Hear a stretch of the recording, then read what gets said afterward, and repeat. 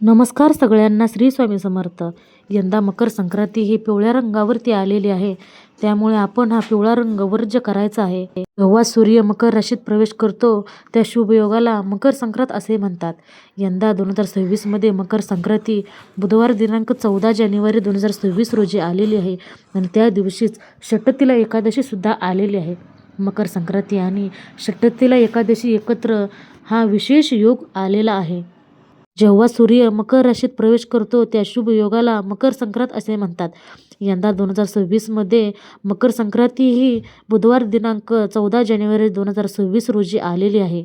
याच दिवशी षटतिला एकादशी सुद्धा आलेली आहे. मकर संक्रांती आणि षटतिला एकादशी एकत्र आलेले आहे म्हणजेच विशेष योग जुळून आलेला आहे. तर मैत्रिणींनो, आज आपण एका अतिशय दुर्मिळ आणि पुण्यदायी योगाबद्दल बोलणार आहोत, जो यावर्षी आपल्या जीवनात अत्यंत शुभ परिणाम घेऊन आला आहे. यावर्षी मकर संक्रांतीच्या दिवशी षटतिला एकादशी सुद्धा आलेली आहे. हा योग खूपच दुर्मिळ मानला जातो आणि शास्त्रानुसार हा दिवस पापनाश, आरोग्य, धनप्राप्ती आणि मोक्षाचा मार्ग खुला करणारा आहे. मैत्रिणींनो, मकर संक्रांती म्हणजेच सूर्यनारायणाचा उत्तरायणाचा प्रवास सुरू होण्याचा पवित्र दिवस. या दिवशी सूर्य मकर राशीत प्रवेश करत असतो. या दिवशी सूर्य हा मकर राशीत प्रवेश करत असतो आणि अंधारातून प्रकाशाकडे जाण्याचा संदेश देत असतो. मकर संक्रांतीला दान, पुण्य, तिळाचे महत्त्व आणि सूर्यपूजा याला फार मोठे स्थान आहे. आणि याच दिवशी आलेली आहे षटतिला एकादशी. षटतिला एकादशी ही भगवान विष्णूंना अत्यंत प्रिय असलेली एकादशी आहे. षट म्हणजे 6 आणि तिला म्हणजे तीळ. या दिवशी या एकादशीला तिळाचे 6 प्रकारे तुम्ही जर उपयोग केले तर त्याचे अतिशय पुण्य तुम्हाला भेटून जाते. या दिवशी तिळाचे स्नान, तीळ उठणे, तीळ हवन, तीळदान, तीळ भोजन आणि तीळपूजन केल्यास व्यक्तीचे 7 जन्माचे पाप नष्ट होते असे पद्मपुराणात सांगितले आहे. तर आपण या विषयाची सविस्तर माहिती पाहूया.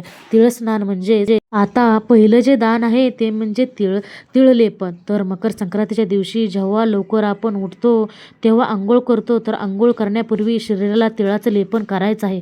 म्हणजेच अंगाला तिळाची पावडर करून ते उठणं लावायचं आहे व आंघोळीच्या गरम पाण्यामध्ये आपल्या पांढरे तीळ मिक्स करून मग आपण आंघोळ करायची आहे. त्यानंतर दुसरे जे तिळाचं दान आहे ते म्हणजे तीळ तर्पण. एका तांब्याच्या भांड्यामध्ये पाणी भरायचं आहे. त्यांच्यामध्ये पांढरे तीळ, हळदी, कुंकू, फूल, अक्षदा, थोडासा गूळ टाकायचा आहे. या संपूर्ण मिश्रित पाण्याने आपण सूर्यदेवांना अर्घ्य द्यायचं असतं. अर्घ्य देताना ओम गृणी सूर्याय नमः हा मंत्र जरूर म्हणायचा आहे.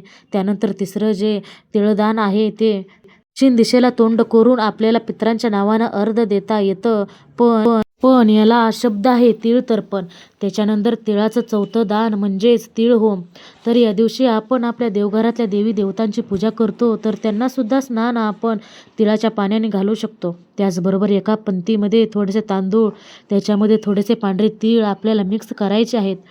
त्याच्यामध्ये 1-2 कापूरवड्या ठेवू शकतो आणि हा कापूर आपल्याला पेटवून द्यायचा आहे. तर मग अशा पद्धतीने तिळाचा होम आपण करू शकतो. त्यानंतर पुढचं जे तिळाचं दान आहे ते आहे तीळभक्षण. तीळ घातलेले विविध प्रकारचे अन्नपदार्थ तयार करून आपण ते खाऊ शकतो. याच्यानंतर पुढचं जे तिळाचं दान आहे ते म्हणजे तिळदान. तिळदान आपण एकमेकांना तिळगुळ देतो. त्यावेळेस काय म्हणतो, तिळगुळ घ्या आणि गोड बोला. तर मोठ्यांनी लहानांना तीळ द्यायचे असतात. तिळगुळ असेल किंवा तुम्ही तिळापासून जे काही पदार्थ बनवलेले असतील ते लहानांनी त्यांचा आशीर्वाद घेऊन ते तीळ दान त्यांना द्यायचं आहे. ते आपण भक्षण करायचे आहे. या दिवशी दान देण्याला विशेष महत्त्व आहे.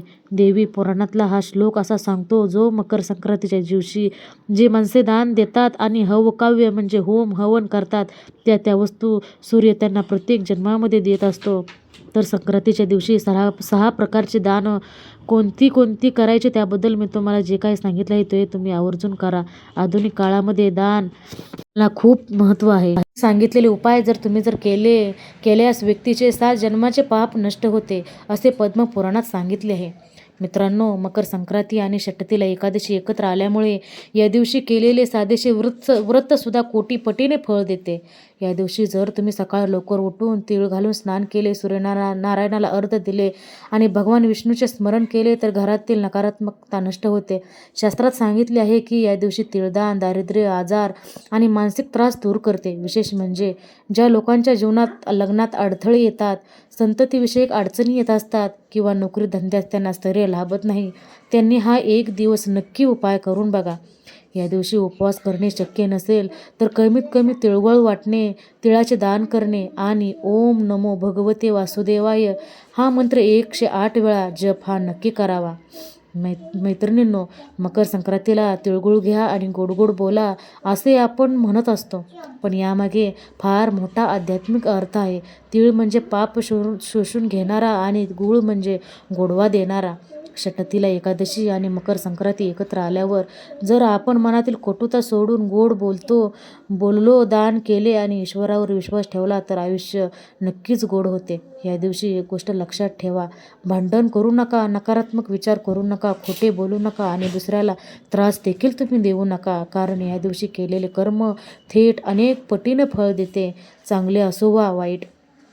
म्हणूनच मित्रांनो, हा दिवस फक्त सण नसून तर स्वतःला शुद्ध करण्याचा, ईश्वराशी नाते जोडण्याचा हा सण आहे. मकर संक्रांतीच्या दिवशी षटतिला एकादशी आलेली आहे. या एकादशी म्हणजेच भगवान विष्णू व श्रीहरी विठ्ठल यांना अत्यंत प्रिय असलेली तिथी आहे. तर या दिवशी उपवास, नामस्मरण, हरिपाठ, अभंग या गोष्टींना खूप महत्त्व असतं आणि हे केल्यामुळे आपल्याला मोठे पुण्य प्राप्त होते. या दिवशी श्रीहरी विष्णूंची पूजा करा आणि स्तोत्रांचं श्रवण करा. आज सकाळी लवकर उठून स्नान करून या दिवशी विष्णू सहस्त्रनामाचे पठण किंवा श्रवण करा. घरातील नकारात्मक ऊर्जा त्याच्यामुळे नष्ट होईल. तुमच्या जवळच्या विठ्ठल मंदिरात किंवा विष्णू मंदिरात जाऊन तीळ आणि गुळाचा नैवेद्य अर्पण करा.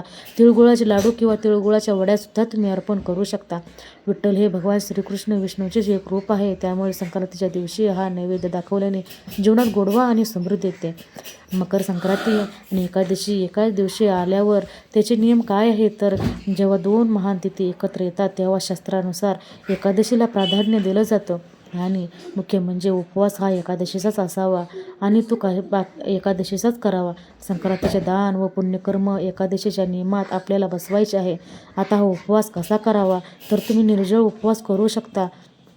जर तुम्हाला जमत नसेल तर तुम्ही फळाहार घेऊन सुद्धा हा उपवास करू शकता. तांदूळ, गहू, ज्वारी, बाजरी या दिवशी खाणं टाळावं. साबुदाणा, फळे, दूध, ताक हे मात्र चालते. दिवसभर रामकृष्णाचा तुम्ही जपसुद्धा करू शकता. पांडुरंगाचा, विठ्ठलाचा जप करावा व हरिपाठ म्हणावं. या दिवशी तुम्ही विठ्ठलाची आणि श्री विष्णूंची पूजा करायची आहे. तुळशीपत्र आपल्याला अर्पण करायचं आहे. पंचामृताने आपल्याला अभिषेक अर्पण करायचा आहे आणि संध्याकाळी दीपदान, हरिनाम जप, अभंग कीर्तन म्हणायचे. आता बऱ्याच जणांना असा प्रश्न पडतो की मकर संक्रांतीला सत्यनारायण करा असं म्हणतात, मग आता एकादशी आली आहे तर काय करावं. तर एकादशी दिवशी सत्यनारायण पूजा करणे अत्यंत शुभ मानलं जातं. भगवान विष्णूचाच एक अवतार असलेल्या सत्यनारायणाची पूजा एकादशी तिथीला केल्यास त्याचे विशेष आध्यात्मिक लाभ आपल्याला मिळतात. तर या दिवशी तुम्ही सत्यनारायण देखील करू शकता.